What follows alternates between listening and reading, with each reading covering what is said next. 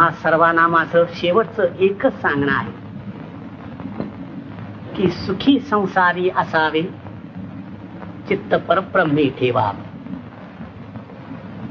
अखंड नाम हा परब्रह्म गाठण्याचा माझ्या अनुभवाचा एकच अगदी सोपा मार्ग आहे. त्यानं ईश्वरावरील श्रद्धा अचल होते, चित्त शुद्ध होते. स्वैर संचारी मनाला ईश्वरी प्रेमाखेरीज कशानंही वेसण घालता येत नाही.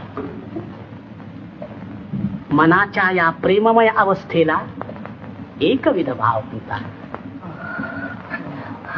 अखंड नामोच्चारानं हा एकविध भाव आपल्या अंतःकरणात उत्पन्न करून परमेश्वर प्राप्ती करून घेता येते.